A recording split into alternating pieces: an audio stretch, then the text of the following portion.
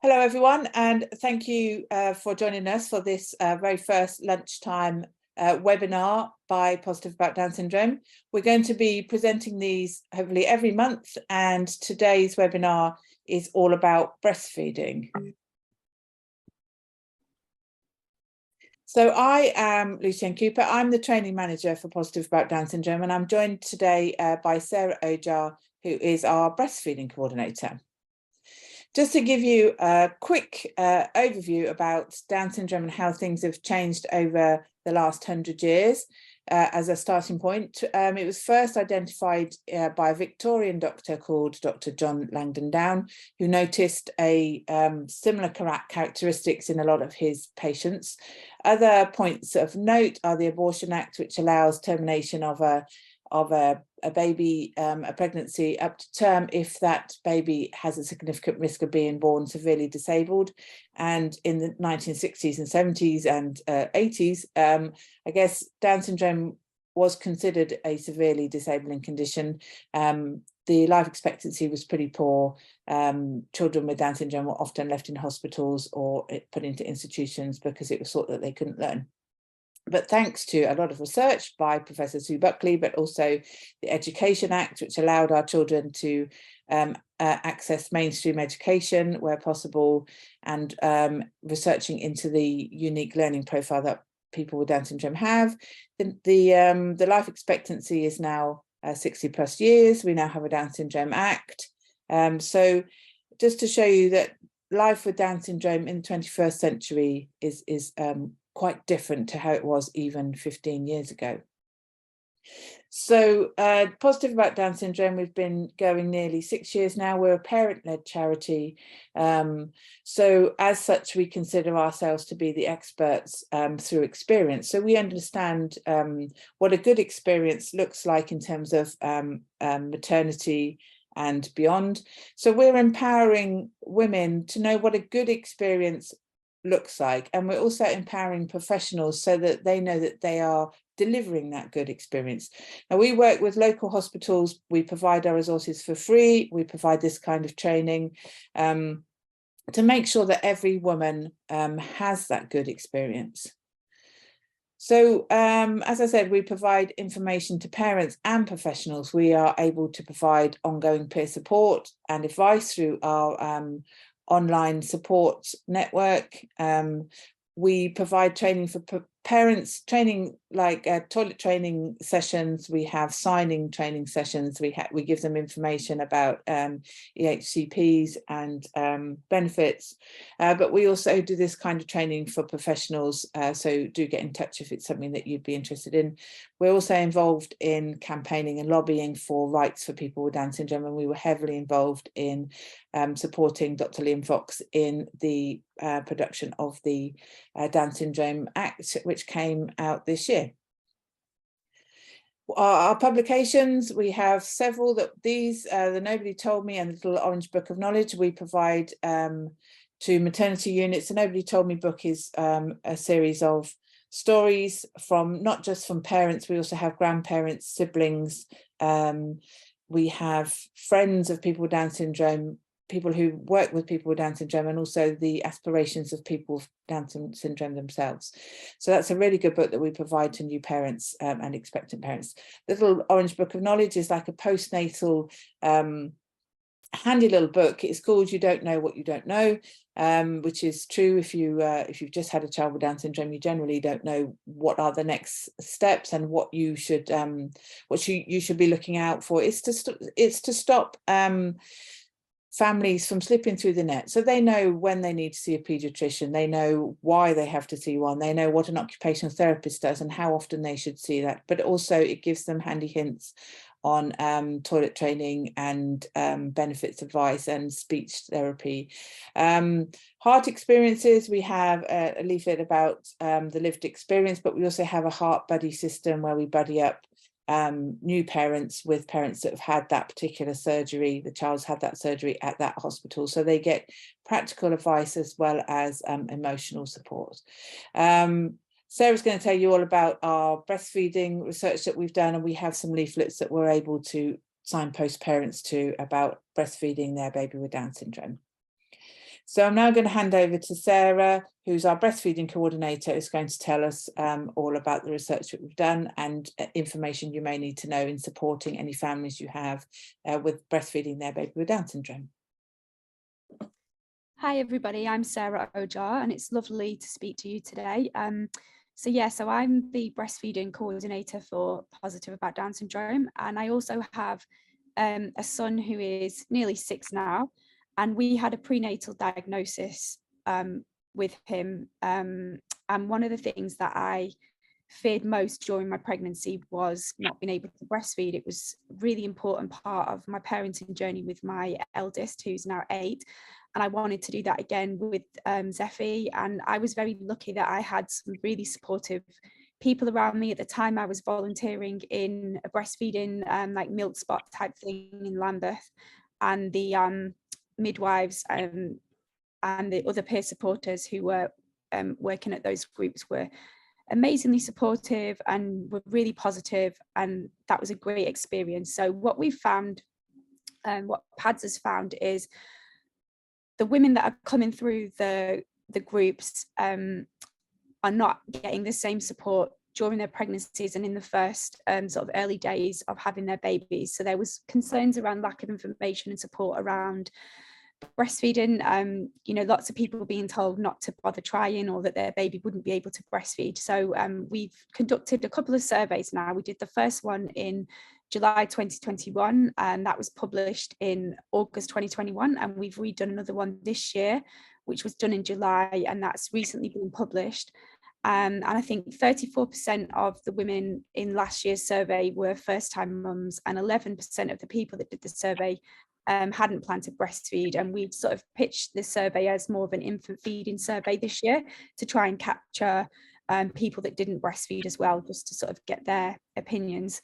So we've identified numerous challenges around breastfeeding a baby with Down syndrome, and we've actually split those into two sort of areas. So the first area is sort of physiological, which is sort of stuff to do with the actual baby and things like that, and then also issues around the wider societal stumbling blocks that people are coming across. So physiological issues around breastfeeding.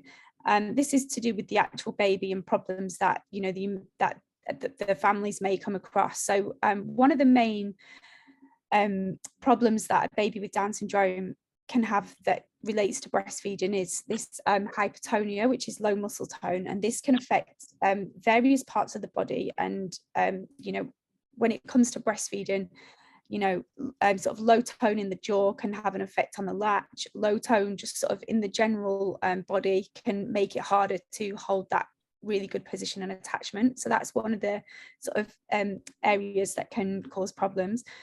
Any babies that are going to have surgery, this can also present problems. So heart surgeries, bowel surgeries, some surgeries like bowel surgeries will mean that the baby can't have any like milk by mouth until after the surgery. So for those families, it's about sort of supporting milk, expressing milk, and keeping the mum's supply going.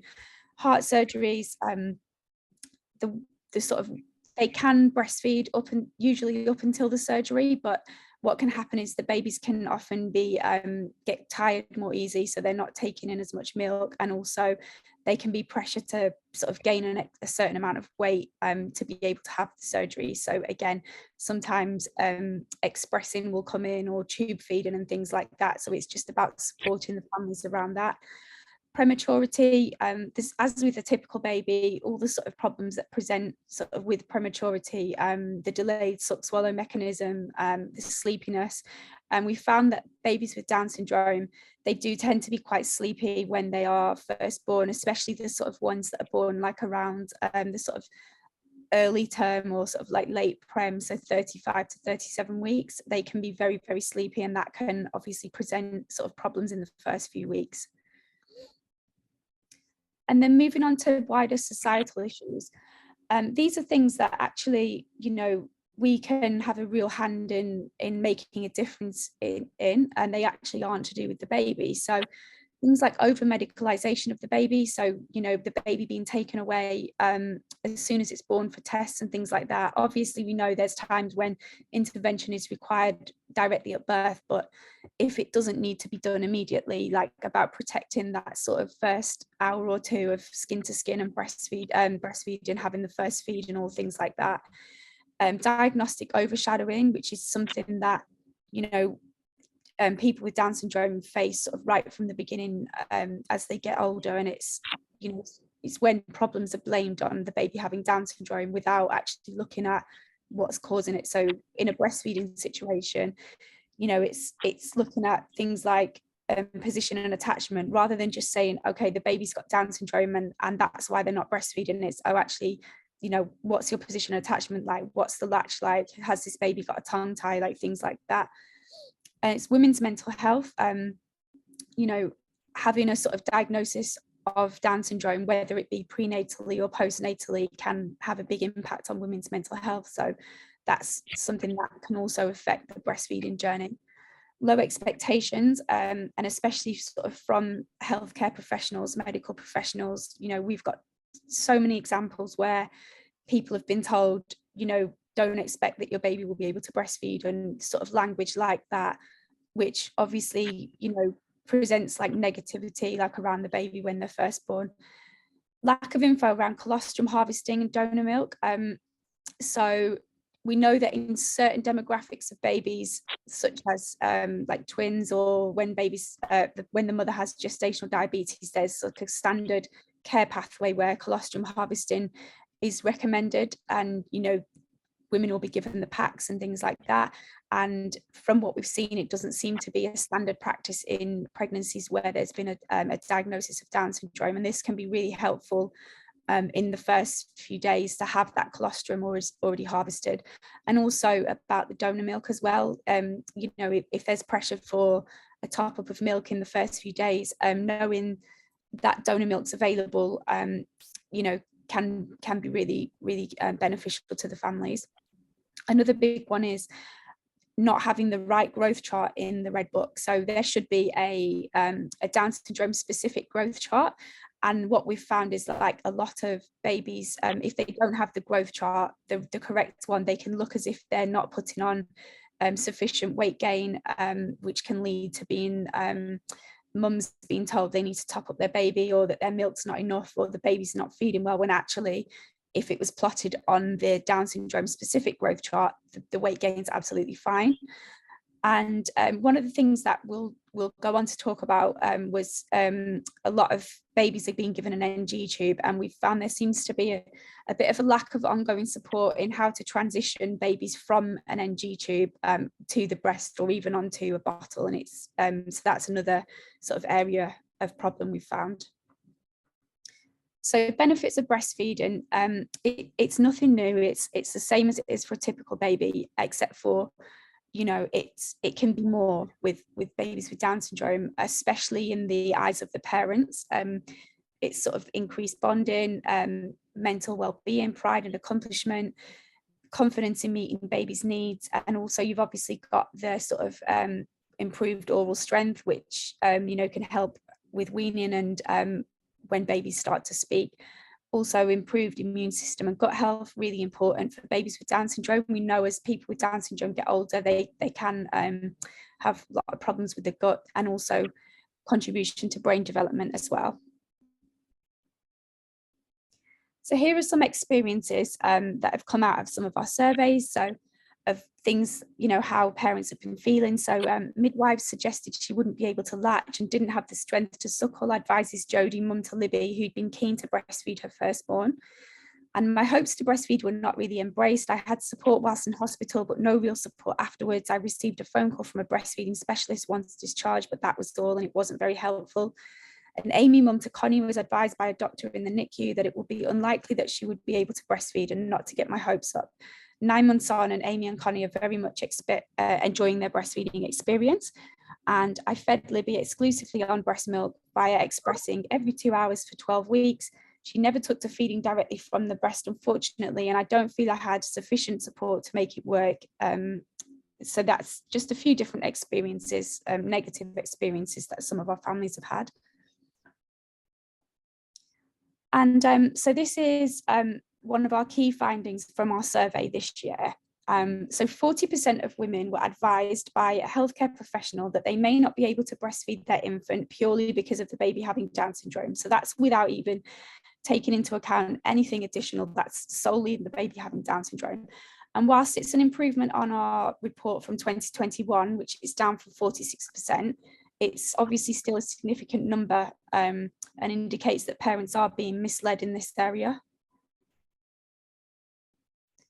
Another key finding we've got is that a lack of knowledge and support around breastfeeding babies with Down syndrome, and 36% of families advised that they did not receive the support they needed around breastfeeding from their midwifery team.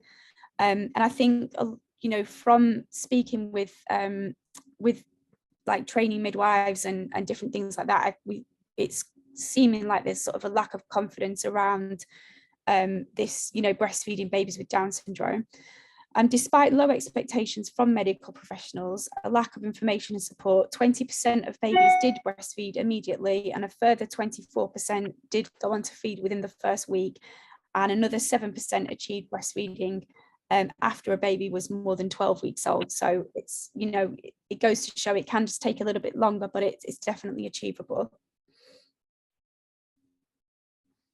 And then here are some key findings from the survey around sort of negative feelings and the impact on mental health, which is, you know, it's really key thing that's come out. And actually, when I was looking through the survey results, it was quite upsetting to read some of the experiences and how these mums have been left feeling after their breastfeeding experience. So 66% of mothers who answered the survey felt upset, disappointed around their breastfeeding experience. And 30% have experienced a negative effect on their mental health due to their breastfeeding experience. And another thing that's come out of the survey is this high prevalence of the NG tube feeding and sort of around the lack of support. So almost 50% of babies were given an NG tube at some point post birth. 40% of those babies actually came home with the NG tube, and over 20% of the parents didn't feel informed or involved as to when the NG tube would be removed. And, you know, I think it's really key one that we are looking into around that. And another one, which is a really high statistic, is that 92% of women have reported having to express breast milk for their baby with Down syndrome. So at some point in the sort of early days of breastfeeding, they've had to do some expressing. And this is a figure that I always think is, you know, really great. The so the UNICEF, the last UK-wide infant feeding survey was back in 2010, and they reported a breastfeeding initiation rate of 81%. And our PADS data shows that 77% of mothers with a baby with Down syndrome did initiate breastfeeding. So it's a similar figure. And here's where it gets quite interesting. So the UNICEF data reports that only 34% were still breastfeeding at 6 months, and our PADS data shows that 66% of our families were still breastfeeding at 6 months. And I think that, you know, some of the reasons for this, we think, are that it sometimes can take a little bit longer to establish the breastfeeding. So if you've sort of only just sort of got into the swing of things at around 3 to 4 months, you know, by 6 months, you're sort of just finding your way. You're celebrating the fact that you're breastfeeding and you want to continue. And also this sort of idea that you're doing something for your baby. You know, a lot of the time when you have either a medically complex child or a child with Down syndrome, you can often feel quite like there's nothing you can do to help, and, you know, feeling like, you know, you're giving your child the breast milk, and, you know, it's something that people celebrate and want to be able to do for their baby. So we think those are some of the reasons why. So successful feeding support, what does that look like? So one of the key things is informed and realistic expectations. So we don't want to be telling, you know, families, you know, your baby won't be able to breastfeed, because it's not true. But what we don't also want to tell them is yeah, it's going to be all fine and easy, it's going to be straightforward and no problems, because that's also not right. What we want to be is realistic. So breastfeeding is possible. It may take a little bit longer to establish. Here are some ways you can achieve that, you know. And also going back to basics as a first point of call. So when you're presented with a baby with Down syndrome and the mother, what are we looking at? So firstly, we want to look at the basic stuff. So position and attachment, any physical restrictions, all of the things that you sort of learn when you're doing your breastfeeding training. Those are the go-to points first. Also, awareness of what helps with hypotonia, such as having that supportive cushion or hold. We know that if a baby's got low tone sort of along the body, they're going to need a really supportive position to be held in. A cushion can work really well for that, or even just the position type, something, you know, where they've got support all along their torso, held close to the mother's body, that kind of thing. The dancer hold, which is, you can see in the picture there, where you're grasping, almost holding the baby to the breast. This is a really good supportive hold for babies that have low tone around the jaw, and even just a finger like underneath the baby's chin, just to give an additional bit of chin support. That can also help with an effective latch, which can obviously impact on the efficiency of the milk transfer. And also nipple shields. So they get a bit of a love-hate things sort of within the breastfeeding support community, but a lot of our families have said they've been a complete game changer for them, and if it wasn't for the nipple shields, they wouldn't have been able to breastfeed. So yeah, not to rule those out, and it's an option. We've also got options of donor milk, especially in the NICU setting. Like I mentioned before, you know, if the milk supply hasn't come in yet and the baby needs more milk than the mother's able to produce, is the donor milk available rather than defaulting to formula? I also want to add in another one here as well, which is if the baby is not feeding directly from the breast, like, what are the other options? So rather than just defaulting to a bottle, like, we can look at cup feeding and finger feeding, the supplementary nursing system as well. Those are all other options of, you know, giving the baby the milk rather than, you know, going straight to a bottle. So also plan and support around how to phase from the NG tube or from bottle to breast. So it's just about providing, just making sure the families know that the support is there and giving support to the families in that area. And of course, ensuring that the correct growth chart is used so that weight gain expectations are accurate. And then some successful wider support.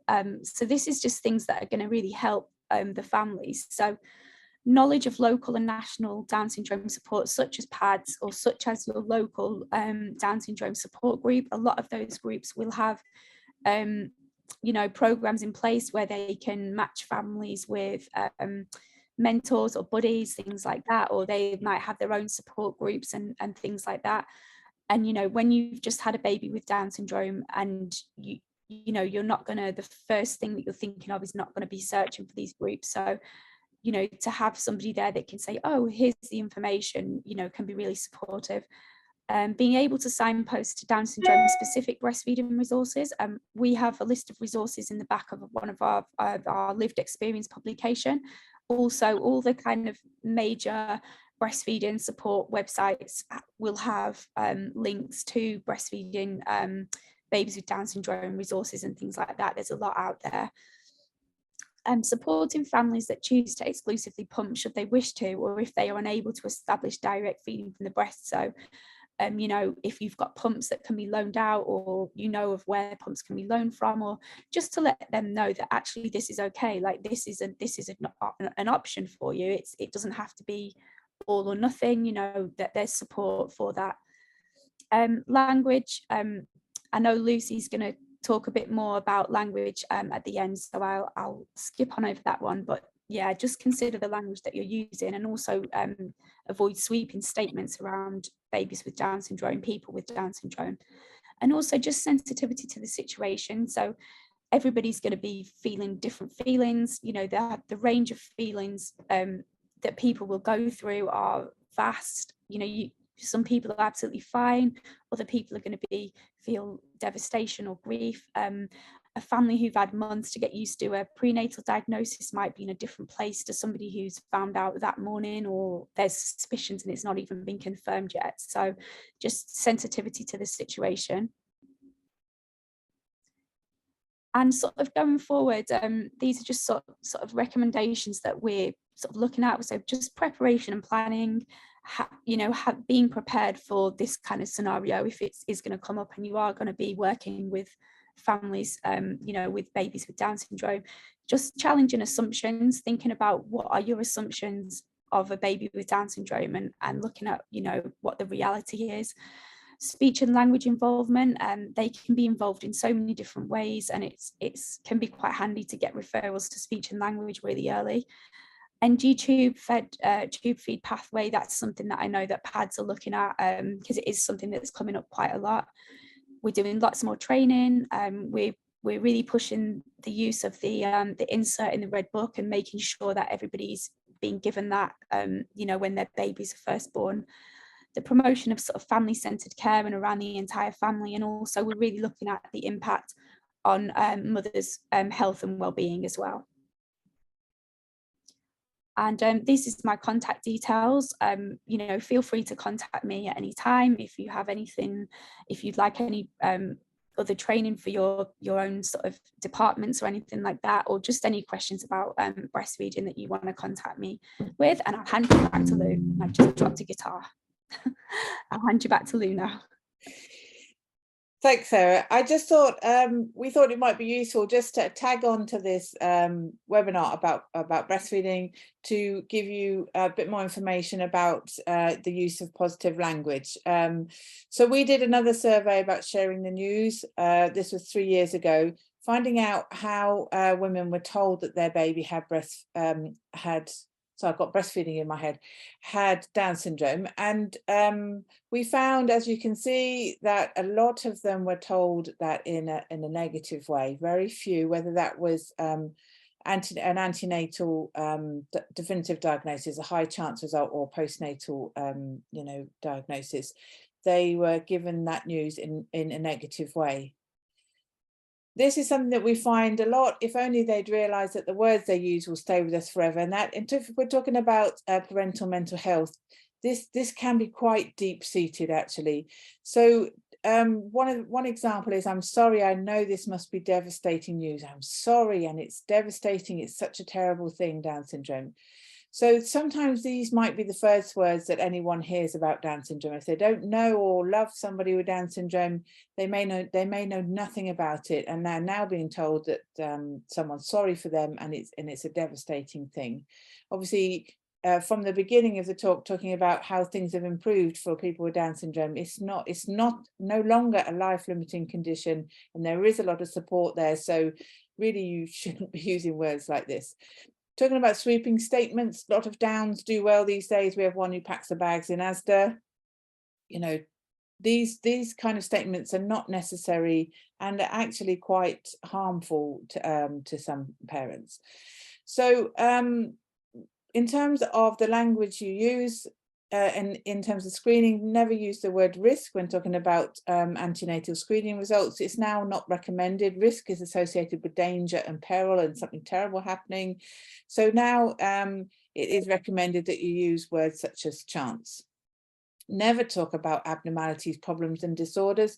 Put these words in front of somebody that you know with Down syndrome. I put these in front of Billy. Is he an abnormality? Nope. Is he a problem? Sometimes he's a problem, but that's because he's a teenager, not because he has Down syndrome. Is he a disorder? No, he's a boy. He's a boy who has a chromosomal difference. He has a condition called Down syndrome. You are never breaking good news, bad news, or difficult news. You're sharing unexpected news, and generally it is an unexpected piece of news. Don't talk about normal babies. Obviously, and talk about more typically developing children. One of the most important things is always use person first language. These are not Down's babies. They are not Down's children. They are children and babies with Down syndrome. Our community has told us, and a lot of us feel the same, that if you're using Down's babies, then you're putting the Down syndrome before the humanness of the child. So you're effectively dehumanizing their their precious child, and it does affect the mental health of women. So please always use people or babies with Down syndrome. I'm not a fetal abnormality. I am Tom. Again, it's dehumanizing people by talking about Down syndrome in that way. This is quite a nice analogy. Imagine a bunch of apples met an orange, but instead of saying it's just an orange, they called it an apple deficiency syndrome fruit. So I think that kind of puts it in a nutshell. So in summary, make sure that parents have access to accurate and contemporary information. Contemporary, it's got to be up-to-date information, and PADS, as you know, has a lot of literature that you're able to supply your new parents. Don't overwhelm people with everything you know about Down syndrome. Don't say you know someone with Down syndrome and packs the bags. Asda, they don't need to know that.